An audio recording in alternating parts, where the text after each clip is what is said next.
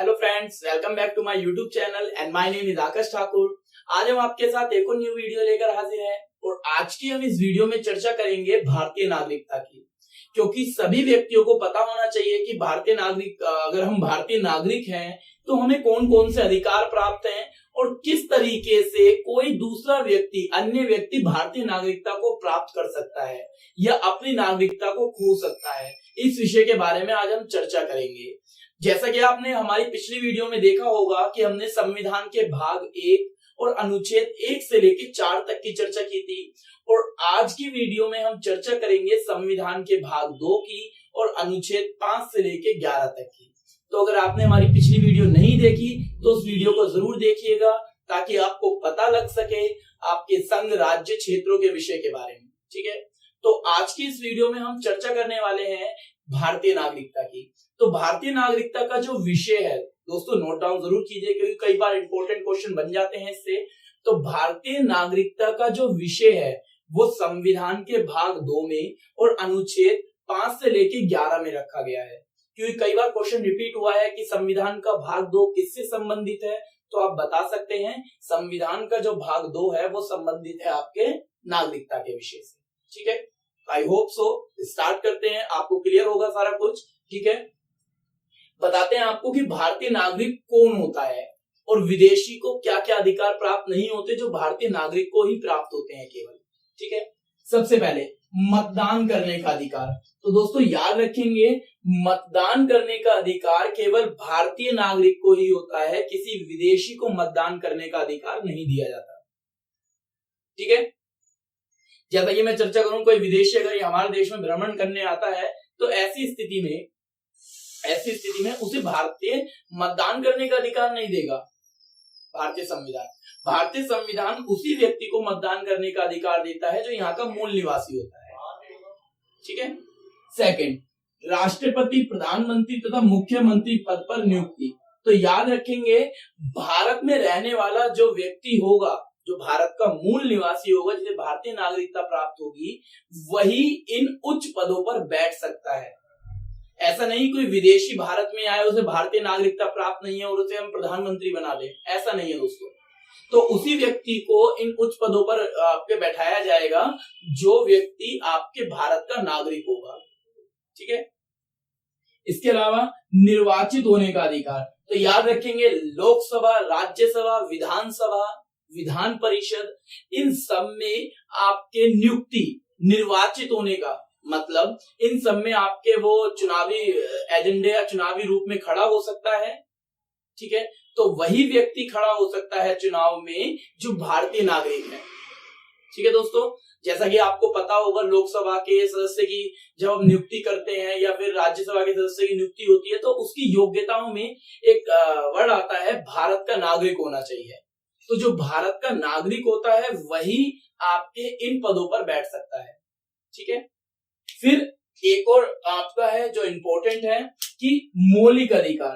तो याद रखना, देखो मौलिक अधिकार विदेशियों को भी प्राप्त होते हैं, जो विदेशी आते हैं यहाँ पर, और भारतीय नागरिकों को भी। लेकिन कुछ ऐसे अधिकार होते हैं जिन्हें विदेशी नागरिकों से वंचित रख दिया जाता है, यानी आपके केवल भारतीय नागरिकों को ही वही अधिकार मिलेंगे।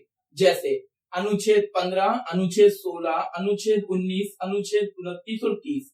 ये कुछ ऐसे अधिकार हैं जो आपके भारत में रहने वाले नागरिकों को ही प्राप्त होते हैं। अनागरिक मतलब विदेशी को ये अधिकार प्राप्त नहीं होते। ठीक है, जैसे समानता का अधिकार, मूल, धर्म, जाति के विरुद्ध जो भी समानता है उसका अधिकार यहाँ पे रहने वाले नागरिकों को प्राप्त है। तो इस तरीके के कुछ अधिकार हैं। ठीक है दोस्तों, आई होप सो आपको क्लियर हुआ होगा। सबसे पहले आपको हमने बताया कि नागरिकता का जो विषय है वो किसमें रखा गया है, संविधान के भाग 2 में अनुच्छेद 5 से लेकर 11 में। फिर हमने चर्चा की कि भारतीय नागरिक कौन होता है और भारतीय नागरिक कौन नहीं होता है। ठीक है, अब हम चर्चा करते हैं कि अनुच्छेद 5, जैसे मैंने आपको बताया, अनुच्छेद 5 से लेकर 11 में आपके भारतीय नागरिकता के बारे में चर्चा की गई है। तो पहला हम अनुच्छेद ले लेते हैं, अनुच्छेद 5 को, जिसमें आपके बताया गया है जन्म से भारत का नागरिक। कि हम चर्चा करते हैं, इसमें आपके 3 शर्तें दी गई हैं।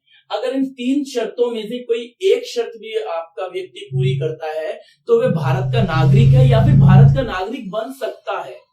ठीक है, तो इन 3 शर्तों में से कोई एक शर्त को पूरा करना होना चाहिए। जैसे उसका जन्म भारत में हुआ हो, याद रखना भारत में जन्म हुआ हो, इसका मतलब ये नहीं कि कोई विदेशी आपके मैरिड कपल आपके इंडिया आते हैं और लेडी आपके प्रेग्नेंट है, तो ऐसे में अगर हम कहें कि उसका बेबी अगर यहाँ पर हो जाता है इंडिया में तो उसे इंडिया की नागरिकता दे दी जाए, नहीं, ऐसा कुछ नहीं है दोस्तों। भारत में जन्म होने का मतलब है कि वो व्यक्ति भारत का नागरिक बन सकता है या भारत का नागरिक हो सकता है जिसके माता पिता का जन्म भारत में हुआ हो, ठीक है। क्योंकि हम लोग जो, मैं अपनी चर्चा करूं या कई ये यंग जनरेशन है उनकी चर्चा करूं, तो उन्हें जो नागरिकता प्राप्त है वो जन्मजात नागरिकता प्राप्त है। याद रखेंगे, जन्मजात नागरिकता का मतलब है कि सभी को पता है हमारे देश का जो संविधान था वो 26 जनवरी 1950 को लागू हुआ था, और 26 जनवरी 1950 को आपके देश में बहुत सारे कानूनों का निर्माण भी कर दिया गया था, ठीक है। तो आज की अगर हम बात करें, ये 2022 चल रहा है आपका, तो कई यंग जनरेशन ऐसी है जो आपके संविधान लागू होने के बाद पैदा हुई है, और कई लोग ऐसे भी हैं, कई पेरेंट्स भी ऐसे होंगे जो आपके संविधान लागू होने के बाद पैदा हुए होंगे। तो उनके माता पिता, याद रखेंगे कि भारत में जन्म लिया हुआ व्यक्ति भारत की नागरिकता प्राप्त करेगा, ऐसा प्रावधान लिखा तो है संविधान में, लेकिन उसके साथ भी कुछ शर्तें जोड़ी गई हैं, और वो शर्त है कि उसी व्यक्ति को भारत की नागरिकता या भारत का नागरिक बनाया जाएगा जिसके माता पिता का जन्म भारत में हुआ होगा, ठीक है दोस्तों। तो आई होप सो आपको समझ आ गया होगा कि कोई विदेश से आया हुआ आपका कपल या शादीशुदा जो भी होंगे, उन्हें भारत में अगर जन्म ले लिया उसके बच्चे ने, तो उन्हें भारतीय नागरिकता, उस बच्चे को भारतीय नागरिकता प्राप्त नहीं हो सकती। उसके लिए भी एक क्राइटेरिया बनाया गया है, एक शर्त दी गई है कि उसके माता पिता का जन्म भारत में होना चाहिए, ठीक है। फिर जैसे मैंने आपको बताया माता पिता का जन्म भारत में होना चाहिए, संविधान लागू होने से 5 वर्ष पूर्व भारत में रहा हो। याद रखना, सभी को पता है हमारे देश का संविधान 26 जनवरी 1950 को लागू हुआ, उससे 5 वर्ष पहले मतलब 1945 में यदि कोई व्यक्ति विदेश से भारत में आके रहने लग गया हो, या उसका जन्म आपके संविधान लागू होने से 5 वर्ष पूर्व पहले आपके भारत में हुआ हो, तो उस व्यक्ति को भी भारतीय नागरिकता प्राप्त हो सकती है, ठीक है, उसे भी भारतीय नागरिकता दी जा सकती है। तो आई होप सो आपको समझ आया होगा। तो अनुच्छेद 5 जो है वो जन्म के आधार पर नागरिकता को आपके परिभाषित करता है। तो अगर आपके एग्जाम में पूछा जाए कि जन्म के आधार पर नागरिकता किस अनुच्छेद का विषय है, तो आप बता सकते हो अनुच्छेद 5 में जन्म के आधार पर नागरिकता के विषय को रखा गया है, ठीक है। तो भारत, जिसमें आपकी इन 3 शर्तों में से कोई एक शर्त आपकी पूरी होनी चाहिए, ठीक है दोस्तों। आगे हम चर्चा करेंगे आपके अनुच्छेद 6 की, अनुच्छेद 7 और 8 की, ठीक है। चलिए दोस्तों चर्चा करते हैं आपके अनुच्छेद 6 की, अनुच्छेद 7 की और अनुच्छेद 8 की। जैसा कि हमने अभी आपको बताया कि भारतीय नागरिक कौन होता है और अनुच्छेद 5 की चर्चा की, अब चर्चा करेंगे अनुच्छेद 6 की। तो अनुच्छेद 6 में आपके दिया गया है कि पाकिस्तान से जो लोग भारत में आए थे, देखिए जैसा कि मैंने आपको बताया कि आपका 15 अगस्त 1947 में आपका देश आजाद हुआ था, उससे एक दिन पहले हमारे देश का विभाजन हो गया था, और 14 अगस्त 1947 को आपके पाकिस्तान भारत से अलग हो गया था। परंतु कुछ लोग ऐसे भी थे जो पाकिस्तान से वापस भारतीय मुल्क में आए थे, तो उन लोगों को किस प्रकार नागरिकता दी जाएगी, उसका विषय जो है वो है आपके अनुच्छेद 6 में, ठीक है। तो पाकिस्तान से आए भारत में लोगों की नागरिकता अनुच्छेद 6 में दर्शाई गई है, जिसमें परमिट की बात की गई है। याद रखेंगे, ये डेट सभी याद रखेंगे, 19 जुलाई 1948, याद रखेंगे 19 जुलाई 1948 के बाद आए व्यक्ति और उससे पहले आए व्यक्ति, इन 2 विषयों की चर्चा की गई है इसमें, कि परमिट के बारे में बात की गई है। जैसा कि आपको सभी को पता होगा कि आप किसी भी दूसरे इलाके में जाएं या मुल्क में जाएं या देश में जाएं, तो वहां पर आपको परमिट की आवश्यकता पड़ती है, वीजा टाइप, ठीक है। परमिट का मतलब कई बार हमने देखा है कि भाई परमिट लेकर आए हो, यहाँ पर आने की अनुमति लेकर आए हो, तो उस तरीके से, ठीक है। तो 19 जुलाई 1948 से पहले, 19 जुलाई 1948 से पहले जो लोग भारत में आ गए उन्हें विदाउट परमिट एंट्री मिल गई और विदाउट परमिट एंट्री मिलने के बाद उन्हें पूर्ण रूप से नागरिकता भी दे दी गई। परंतु 19 जुलाई 1948 के बाद जो व्यक्ति भारत में आए उनसे सरकार ने परमिट मांगा, क्योंकि भाई आप दूसरे मुल्क का पाकिस्तान अलग हो चुका है, अब आप पाकिस्तान से भारत में आ रहे हैं, तो पहले ये तो क्लियर हो जाए कि आप उस वहां से त्याग पत्र देकर आए हो। कहीं ऐसा हो कि आपके पास पाकिस्तान की भी नागरिकता है और इंडिया की भी आप नागरिकता ले लें। तो इसीलिए परमिट आपके काम होता था कि आपको यहां पर कम से कम 6 महीने रहना पड़ेगा। परमिट का मीन्स आपको 6 महीने रहना पड़ेगा और 6 महीने के पश्चात आपको एक प्रमाण पत्र बनना पड़ेगा जिसके पश्चात आपको नागरिकता मिलेगी। तो याद रखेंगे 19 जुलाई 1948 से पहले जो व्यक्ति आ गया उन्हें परमिट की आवश्यकता नहीं होती थी, वो तो आइए जी नागरिकता ले लीजिए। परंतु 19 जुलाई 1948 के बाद जो व्यक्ति आया उन्हें 6 महीने भारत में रहना पड़ता था, फिर उसके पश्चात उन्हें आपका नागरिकता प्राप्त होती थी। ठीक है, अब चर्चा करते हैं 7वें अनुच्छेद की, जिसमें चर्चा की गई है उन व्यक्तियों की जो भारत से पाकिस्तान गए फिर दोबारा भारत आए। देखिए सभी को पता है जिस समय आपके अंग्रेज भारत में थे उस समय अंग्रेजों की एक पॉलिसी थी जिसके अंतर्गत अंग्रेजों ने क्या डाला था, फूट डालो शासन करो की नीति। अंग्रेजों ने हिंदू मुस्लिम को आपस में भड़काकर आपके क्या कर दिया, एक तरीके से जो एक देश पूर्ण रूप से भाईचारे के साथ मिलकर रह रहा था उसे 2 भागों में डिवाइड कर दिया, जिसके चलते कुछ लोगों को लगा कि भाई अब भारत और पाकिस्तान का विभाजन तो होने ही वाला है, तो क्यों ना पहले से पहले ही अपने वहां पर जाकर बस जाएं। क्योंकि आप सभी को पता है विभाजन के समय कितनी बड़ी त्रासदी हुई थी और कितने लोग मारे गए थे। तो कहने का मतलब है कि आपके कुछ लोग ऐसे थे जो आपके विभाजन से पहले ही पाकिस्तान में जाकर बस गए थे, लाइक एक तरीके से कह सकते हैं उस इलाके में जाकर बस गए थे जो क्षेत्र पाकिस्तान बनने वाला था। परंतु वो दोबारा भारत में वापस आए, क्यों? क्योंकि भाई स्थिति देखी उन्होंने बहुत गंभीर हो गई और स्थिति इतनी भयावह हो गई कि दोनों ही तरफ आपके खून खराबा होना शुरू हो गया और पाकिस्तान की स्थिति और भी ज्यादा बेहाल हो गई, जिसके चलते 7वां अनुच्छेद बोलता है कि 1 मार्च 1947 के बाद जो व्यक्ति पाकिस्तान चले गए थे आपके फिर दोबारा जब वो वापस भारत में आएंगे तो उन्हें भारतीय नागरिकता प्राप्त हो सकती है या उन्हें भारतीय नागरिकता मिल सकती है।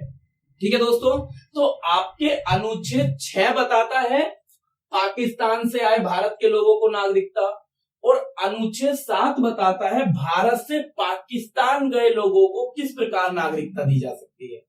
ठीक है, तो आई होप सो आपको ये क्लियर हो जाएगा। ठीक है, फिर चर्चा करते हैं अनुच्छेद 8 की। ठीक है, तो अनुच्छेद 8 में क्या कहा गया है? अनुच्छेद 8 में आपके कहा गया है कि वे व्यक्ति या बच्चा जो भारत से बाहर पैदा हुआ है, मान लीजिए, देखिए आपको सभी को पता है कई दूतावास ऐसे हैं जो भारत के बाहरी मुल्क में भी रहते हैं, कि इंडिया का दूतावास कहीं ना कहीं आप देखो यूएसए में मिलेगा, फ्रांस में, रशिया में, रूस में, हर जगह मिल जाएगा। तो उनकी फैमिली तो रह रही होगी वहां पे। अब जब उनकी फैमिली वहां पर रह रही है और उनकी जो आपके वो कपल होंगे, अगर प्रेग्नेंट लेडी अगर वहां पर कोई बच्चे को जन्म देती है तो क्या वो भारत का नागरिक कहलाएगा? क्या उसे भारत की नागरिकता मिलेगी? तो जी हाँ, उसे भारत की नागरिकता मिल सकती है। अनुच्छेद 8 उसी चीज का प्रावधान करता है। अनुच्छेद 8 कहता है कि भारत के बाहर रह रहा बच्चा या व्यक्ति भारत का नागरिक होगा यदि उसके माता पिता भारतीय मूल के हैं। तो याद रखेंगे ये भी शर्त है कि उसी व्यक्ति को भारत की नागरिकता प्राप्त होगी जिसके माता पिता भारतीय मूल के हैं। ठीक है दोस्तों, तो आगे हम चर्चा करेंगे और अनुच्छेद की। ठीक है, चलिए दोस्तों फिर चर्चा करते हैं आपके आर्टिकल 9, 10 और 11 की। जैसा कि आपने अभी तक पीछे देखा कि किस तरीके से हमने आपके आर्टिकल 5, 6, 7 और 8 के बारे में बताया। तो अब चर्चा करेंगे कि अनुच्छेद 9 में किस विषय को रखा गया है। तो याद रखेंगे विदेशी नागरिकता लेने पर भारत की नागरिकता समाप्त हो जाएगी। जैसा कि आप सभी को पता होगा कि हमारे देश में इकरी नागरिकता की व्यवस्था की गई है। इकरी नागरिकता मीन्स आपको केवल देश इंडिया की ही, भारत की ही नागरिकता प्राप्त होगी, आप किसी अन्य देश की नागरिकता को प्राप्त नहीं कर सकते। यदि कोई व्यक्ति भारत के अलावा अन्य देश की नागरिकता को प्राप्त रखता है या प्राप्त कर लेता है, तो ऐसी स्थिति में ऑटोमेटिकली, या आप कह दीजिए कि भारतीय नागरिकता उसकी समाप्त हो जाएगी। या अगर कोई ऐसा व्यक्ति जो भारत की नागरिकता लेना चाहता है, प्राप्त करना चाहता है, तो उसे सबसे पहले दूसरे देश से आपको त्याग पत्र देना पड़ेगा नागरिकता पर, फिर भारत में अप्लाई करना पड़ेगा, फिर उसके पश्चात आपको उसको भारत की नागरिकता प्राप्त हो सकती है। तो याद रखेंगे, भारत में केवल एकली नागरिकता की व्यवस्था है, दोहरी नागरिकता की व्यवस्था नहीं है। दोहरी नागरिकता की व्यवस्था में आपकी एक नागरिकता समाप्त हो जाएगी। अनुच्छेद 10, तो अनुच्छेद 10 बताता है कि नागरिकता जब तक बनी रहेगी जब तक कोई गलत कार्य ना किया जाए। मान लीजिए आप हमारे देश में रहते हुए आप देश विरोधी नारे लगा रहे हैं, आप पाकिस्तान जिंदाबाद या चाइना जिंदाबाद, अगर चाइना और भारत का युद्ध चल रहा है तो ऐसी स्थिति में आप चाइना जिंदाबाद बोलने लग जाए, पाकिस्तान जिंदाबाद बोलने लग जाए, तो ऐसी स्थिति में आप देश विरोधी नारे लगा रहे हैं। तो ऐसी स्थिति में कोई देश या हम कहें भारत का नागरिक होने लायक ही नहीं है। ऐसी स्थिति में तो भारत सरकार ऑटोमेटिकली उस व्यक्ति को बाहर निकाल देगी, चल भाई निकल हमारे देश से बाहर, हमारे देश का माहौल खराब कर रहा है। तो याद रखेंगे, यदि कोई व्यक्ति असंवैधानिक तरीके से कोई कार्य करता है या देशद्रोह जैसे कार्य करता है, तो ऐसी स्थिति में ऑटोमेटिकली उसकी नागरिकता समाप्त हो जाती है। तो ये इंपॉर्टेंट है, आपको पता होना चाहिए कि कई बार एग्जाम में रिपीट हुआ है या एग्जाम में पूछा भी गया है कि नागरिकता समाप्त कब की जा सकती है, देशद्रोह की अवस्था में नागरिकता किस अनुच्छेद का विषय है। तो आप बता सकते हैं अनुच्छेद 10 में आपके ऐसे विषयों को रखा गया है जिसमें यदि कोई व्यक्ति गलत कार्य करता है तो उसको समाप्त किया जा सकता है उसकी नागरिकता को। अनुच्छेद 11 अधिकार देता है कि नागरिकता के विषय पर जो कानून बनाने का अधिकार है, वो कानून बनाने का अधिकार केवल संसद को दिया गया है। तो याद रखेंगे कि हमारे देश में कानून बनाने का अधिकार संसद को दिया गया है, और आपके कौन से मंत्रालय को दिया गया है, तो गृह मंत्रालय को आपके नागरिकता के विषय पर कानून बनाने का अधिकार दिया गया है। ठीक है, तो आई होप दोस्तों आपको समझ आया होगा। आज की वीडियो में जो हमने चर्चा की है वो नागरिकता के विषय पर ही चर्चा की है, कुछ अनुच्छेद के बारे में चर्चा की है। आने वाले जो हमारे वीडियो के पार्ट होंगे नागरिकता के बारे में, उसमें हम चर्चा करेंगे आपके अधिनियम 1955 की, जो 1955 में आपके नागरिकता को लेकर आपके कानून बना था, और उसमें क्या क्या परिवर्तन हुए, क्या क्या संशोधन हुए, उसके बारे में भी हम आगे आने वाली वीडियो में चर्चा करेंगे। और चर्चा करेंगे हम CAA के बारे में चर्चा करेंगे आपके, ठीक है, और चर्चा करेंगे आपके जो संशोधन हुए हैं, परिवर्तन हुए हैं हाल ही में 2019 में, उसके कानून के विषय के बारे में। ठीक है, तो आज के लिए इतना ही बहुत है दोस्तों। तो आगे आपको हमारी वीडियो कैसी लगी कमेंट करके जरूर बताइएगा, और आप अगली वीडियो जो आप नए नए टॉपिक जानना चाहते हैं या जिसके विषय के बारे में आप जानना चाहते हैं उसके बारे में कमेंट करके जरूर बताइएगा, ताकि हम उन टॉपिकों के ऊपर आपकी वीडियो ला सके। ठीक है, तो थैंक यू दोस्तों। चैनल को सब्सक्राइब कीजिएगा, अगर आप हमारे चैनल पे नए हैं तो बेल आइकन को जरूर क्लिक कीजिएगा, ताकि आने वाली हर एक नोटिफिकेशन के बारे में आपको पता लग सके, और लाइक कीजिएगा, शेयर कीजिएगा। ठीक है, थैंक यू सो मच दोस्तों।